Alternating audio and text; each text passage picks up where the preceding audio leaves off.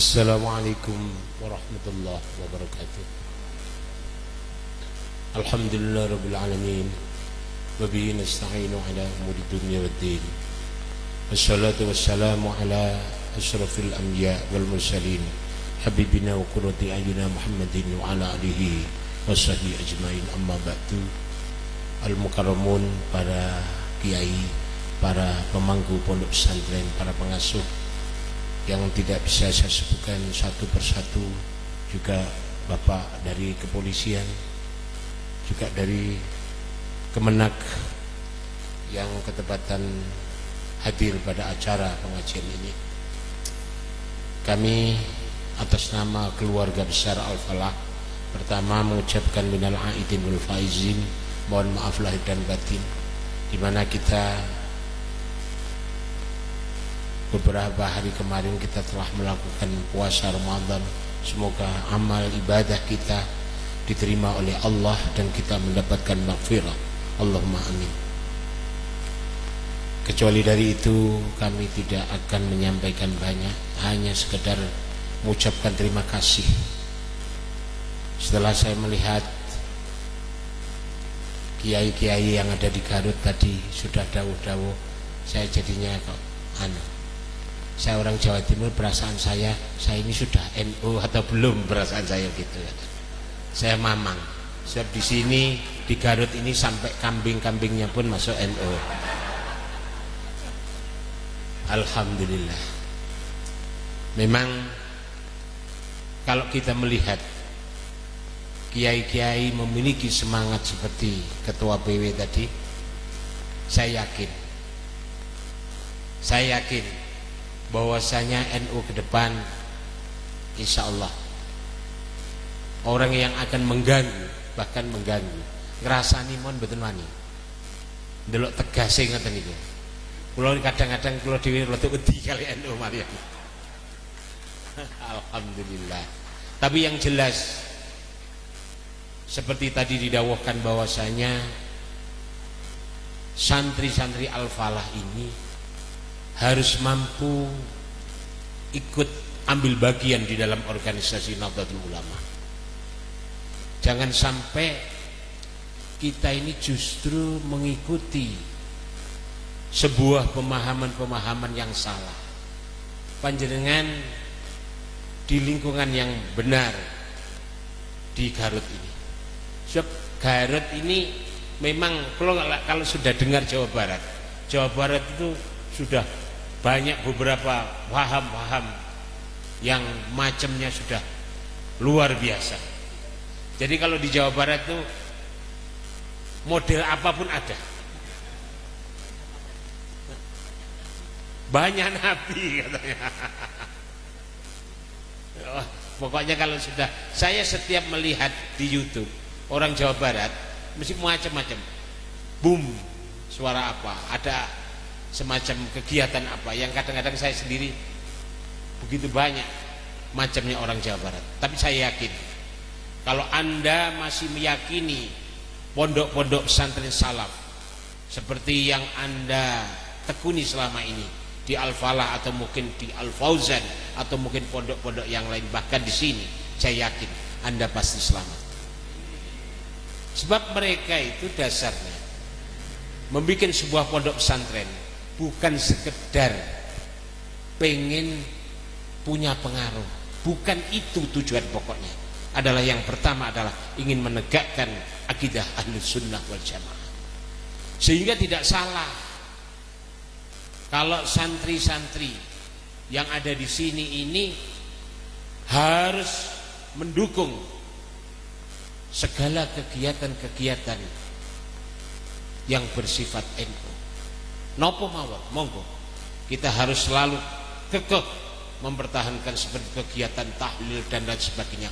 Walaupun setiap kegiatan NU itu dikatakan bid'ah.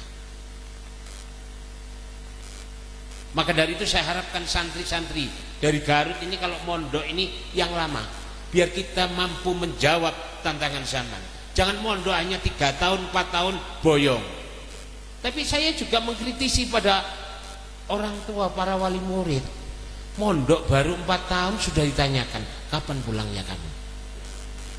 Lah ini kalau para wali murid memahami betapa pentingnya pemuda-pemuda Garut ini untuk mempertahankan dan untuk menjawab keberadaan NU, untuk memperkokoh NU, mestinya wali murid juga akan banyak memberikan luang yang panjang kepada putra-putranya mondok di pondok pesantren. Jangan baru 5 tahun ditanyakan kapan boyo, kok kapan boyo. Ya mungkin tidak pernah mondok, bahkan dulu mondoknya juga tidak pati tenanan, jadi bisanya hanya mentarget kepada anaknya, nanti 4 tahun kamu harus sudah bisa ini, bisa ini, bisa ini. Untung anaknya sudah diwarai adab, sehingga dia tidak tanya bapak dulu gimana. Kalau sampai anaknya bertanya seperti itu, jawaban orang tuanya ya sudah, kamu mondok lagi lama tidak apa-apa, maksudnya begitu. Maka dari itu saya berharap santri Al-Falah ini harus mampu mewarnai Garut. Artinya mewarnai itu ikut bersama-sama dengan tokoh-tokoh masyarakat Nahdliyin, para kiai, derek nih. Jangan justru kita ini menjadi apa istilahnya, gangguan teknis di dalam NU. Kadang-kadang kita ini paling repot, yang ruwet itu juga orang-orang kita sendiri. Sebab membangun sebuah keutuhan ini tidak mudah. Seperti sebuah pondok pesantren tanpa adanya ittihad wal wahdah, tidak mungkin pondok pesantren ini akan maju. Boleh berkembang, ada cabang A, B, C, D, tapi tetap satu tujuan. Jangan sampai ada perbedaan. Hal ini saya juga mengkritisi para santri-santri yang ketepatan mereka juga memiliki sebuah lembaga. Tolong, tradisi yang ada di Al-Falah, saya bukan membanggakan Al-Falah, tapi saya ingin tradisi yang ada di Al-Falah di Garut juga bisa diterapkan oleh santri-santri Al-Falah. Artinya ngeten, teng ploso niku saiyek saiko proyo selalu guyub rukun. Alhamdulillah, ini tidak lepas daripada doa para kiai-kiai, para alumni, dukungan juga para santri.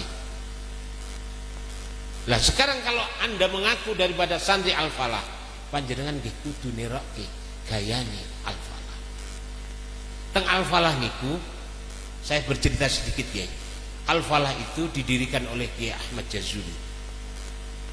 Beliau didirikan tahun 1925. Beliau nyantri di Mbah Khalil, juga pernah nyantri di Mbah Hasim, di Syekh Mahfud Termas, dan seterusnya. Beliau punya putra 6. Yang pertama bapak saya, yang kedua Kiai Nur Huda, bapaknya Gus Kausar, yang ketiga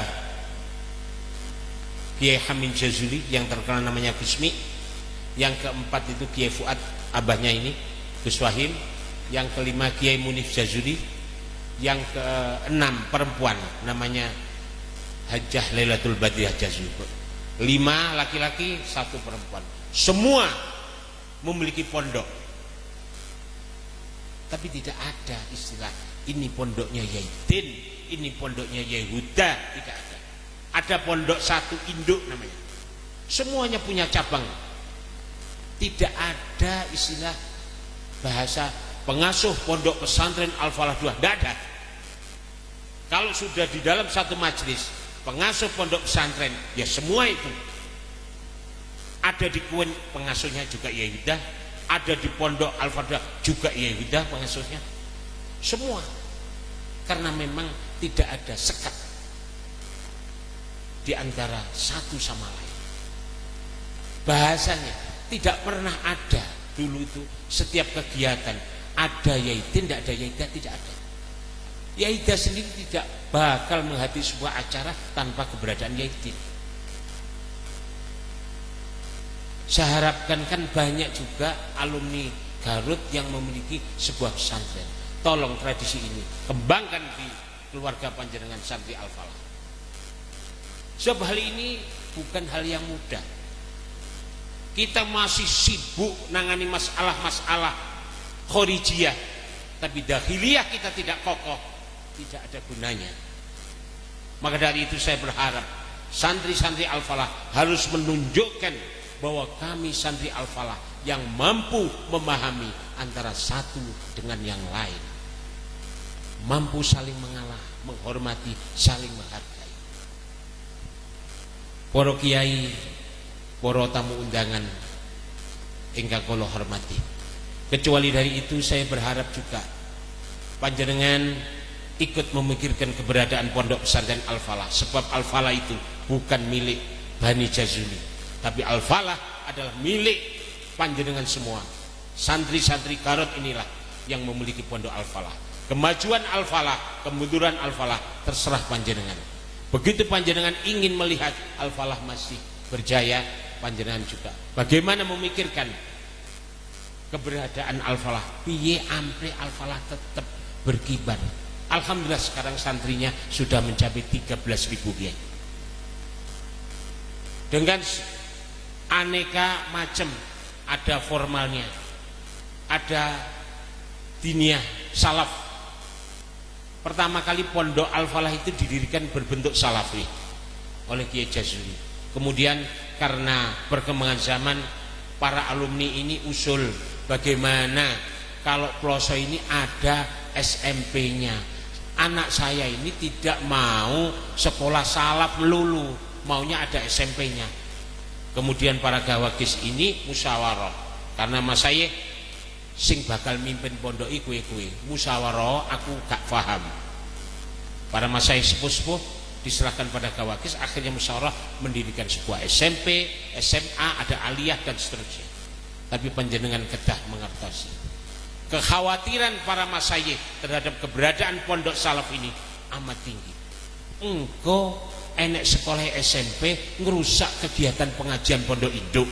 Arek-arek senengane pelajaran SMP, SMA, ora seneng ngaji kitab. Ini kekhawatiran itu. Akhirnya lama sampai istilahnya Ploso terlalu terlambat mendirikan SMP, SMA. Bukan terlambat, tapi kehati-hatian. Sehingga Ploso akhirnya mendirikan sekolah SMA aliyah, namanya Aliyah Az-Zahir. SMA-nya juga ada, sanawiyahnya juga ada. Terus di dalam jadwal pelajaran panjenengan pun khawatir, walaupun mereka sekolah SMP, SMA, tapi kegiatan yang ditekankan tetap pengajian kitab kuning. Jadi setiap haflah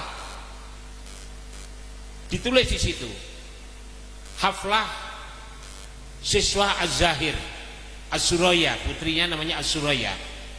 Itu terus kegiatannya yang ditampilkan apa?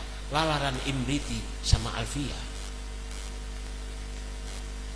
Bukan menunjukkan kalau ini formalnya, terus nanti di situ ada kegiatan yang bersifat formal kayak sekolah umum, tidak. Jadi walaupun di sana itu formal, tapi jeroane tetap salaf. Alhamdulillah setelah anak-anak ini selesai SMP dan SMA, mayoritas mereka langsung ingin memperdalam agama, lebih dalam lagi, belajar balaghah, fikih dan seterusnya. Mereka akhirnya masuk di pondok induk putri maupun induk putra. Di situ ada pelajaran balaghah, mantek dan seterusnya, ada Fathul Mu'in, Fathul Wahab. Jadi putri-putri yang ada di Ploso ini banyak yang menjadi anggota musyawirat Fathul Mu'in. Kegiatan musyawarah semacam itu, pendalaman fikih. Ini mereka dulunya adalah sekolah SMA. Berarti alhamdulillah ini sedikit saya tahadus bimah. Salah satu keberhasilan.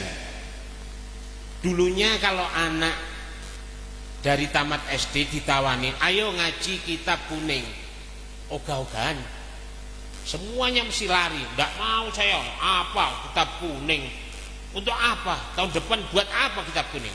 Tapi setelah mereka sekolah 3 tahun, Setelah tamat aliyah mereka merasa, oh ternyata kami ini butuh pendalaman tentang masalah agama, perlu kita perdalam, perlu kita menguasai dan seterusnya. Alhamdulillah santri-santri ini 70%, bahkan 80% mereka tidak langsung boyong tapi langsung menuju pondok salaf, langsung yang murni kajiannya adalah kitab kuning. Hadirin ingkang kula mulyakaken, inilah sedikit informasi tentang Al-Falah yang dapat kami sampaikan, nanti disambung oleh Gus Kausar dan juga Gus Wahim. Saya cukupi sekian, ada kurang lebih mohon maaf Kiai. Maklum orang Jawa Timur belum mampu bicara langsung bukti, fakta, belum mampu bicara seperti itu. Memang masih agak ada rasa ketakut-takutan dikit. Orang Jawa Timur, kalau orang Jawa Timur ngarani rodok licik, artinya agak ada rasa ketakutan. Orang Garut itu kecil-kecil tapi berani. Tapi saya takutkan istrinya cuma satu, saya takutkan. Kelihatannya tegas gitu, istrinya cuma satu ya saya. Yang 4 cuma abahnya atau kakeknya atau neneknya. Mesti harus kita buktikan.